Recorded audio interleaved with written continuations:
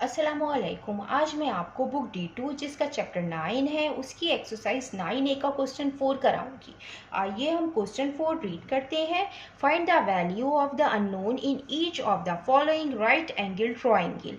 हमें क्वेश्चन में अननोन की वैल्यू फाइंड करनी है और हमें राइट एंगल ट्राइंगल गिवन है। राइट एंगल ट्राइंगल क्या होता है? राइट एंगल ट्राइंगल वो होता है जिसका एक एंगल 90 डिग्री का हो, उसको हम राइट एंगल ट्राइंगल कहते हैं। राइट एंगल ट्राइंगल में हम लेंथ फाइंड करने के लिए, किसी भी वन साइड की लेंथ फाइंड करने के लिए हम पाइथागोरस थ्योरम अप्लाई करते हैं। अकॉर्डिंग टू पाइथागोरस थ्योरम, मैं यहाँ पे थोड़ा एक्सप्लेन कर देती हूँ।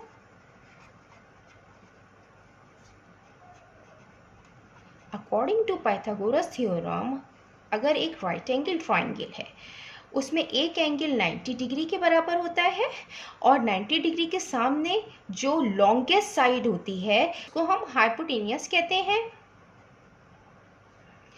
और दूसरी जो अदर साइड्स होती हैं हम एक को परपेंडिकुलर कहते हैं और परपेंडिकुलर जो होती है हम उसको अपोजिट साइड भी कहते हैं, और दूसरी साइड को हम बेस कहते हैं और बेस को एडजेसेंट साइड भी कहते हैं। लेकिन हम यहाँ पे सिर्फ हाइपोटेनियस की बात करेंगे और जो अदर साइड्स हैं हम उनको नाम दे देंगे ए और बी का। तो according to Pythagoras theorem, hypotenuse का स्क्वायर इक्वल होता है दोनों साइड के स्क्वायर के सम के। अगर ये जो है सी है तो सी स्क्वायर जो होगा वो इक्वल होगा ए स्क्वायर प्लस बी स्क्वायर के। इसी तरीके से हम यहाँ पे भी पाइथागोरस थ्योरम अप्लाई करेंगे। ये 90 डिग्री है, ये राइट एंगल है, इसकी जो अपोजिट साइड है ये लॉन्गेस्ट साइड है। जो लॉन्गेस्ट साइड होती है हम उसको हाइपोटेनियस कहते हैं। हमें यहाँ पे जो अननोन साइड है वो ए है, हमें ये फाइंड करनी है। तो हम इसमें अप्लाई करेंगे पाइथागोरस थ्योरम। हम यहाँ पे लिख देते हैं यूजिंग पाइथागोरस थ्योरम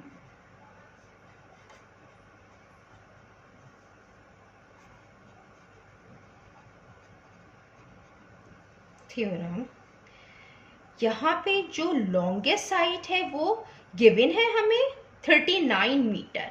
तो हम यहाँ पे 39 के ऊपर स्क्वायर लगाएंगे और ये इक्वल होती है इन दोनों के स्क्वायर के सम के। तो यहाँ पे हम ए स्क्वायर लिख देते हैं और यहाँ पे हमें 15 गिवन है तो हम यहाँ पे 15 स्क्वायर लिख देते हैं। अब जब हम 39 का स्क्वायर करेंगे तो 39 का स्क्वायर 15 के होता है, ए स्क्वायर आ गया। क्योंकि ए जो है वो अननोन है, ये हमें फाइंड करना है, ये हम एज इट इज लिखेंगे। और 15 का स्क्वायर 225 होता है। जब 225 यहाँ हो रहा है ए स्क्वायर, जब ये दूसरी साइड पे जाएगा तो ये माइनस की फॉर्म में आएगा। 1521 minus 225 is equal to a square. 1521 minus 225 ये इक्वल होता है 1296 के। अब यहाँ पे स्क्वायर है, हमें स्क्वायर को ख़त्म करना है तो हम स्क्वायर रूट लेंगे बोथ साइड। हम इसको यहाँ सॉल्व कर देते हैं। टेकिंग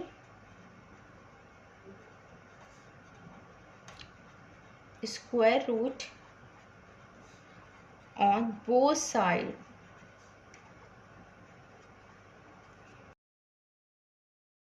यहाँ पे लिख सकते हैं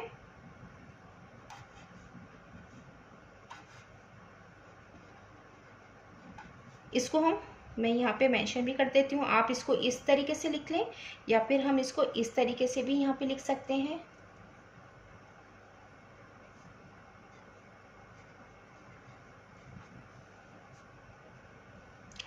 अब जब हम स्क्वायर रूट लेंगे बोथ साइड तो स्क्वायर से स्क्वायर रूट कैंसिल हो जाएगा, यहाँ ए आएगा।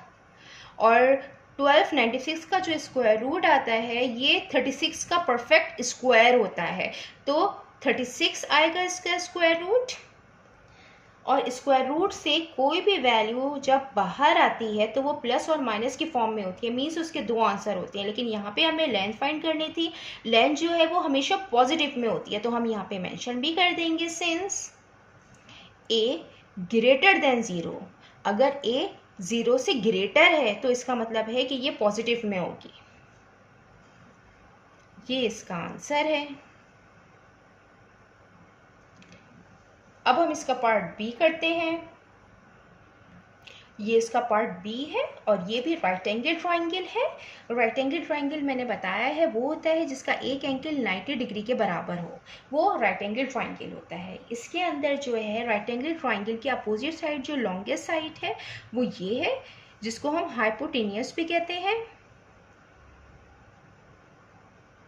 इसमें हमें जो अननोन है वो b है, हमें इसकी वैल्यू फाइंड करनी है। हम सेम एज इट इज़ जिस तरह हमने a किया है हम इसमें यूज़ करेंगे Pythagoras theorem using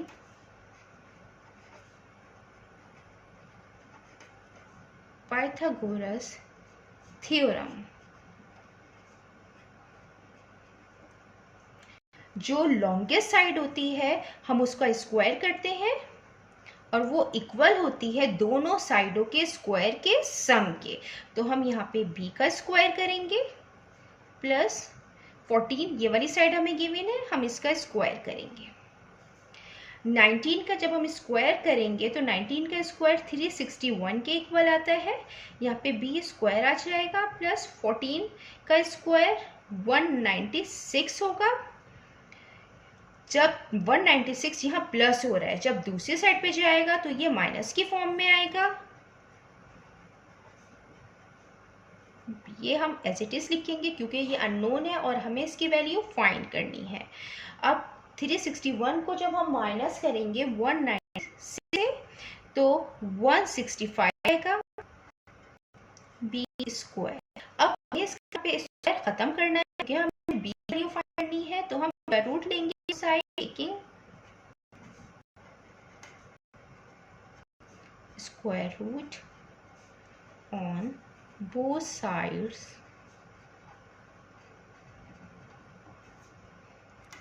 (165) equal b square पे स्क्वायर रूट।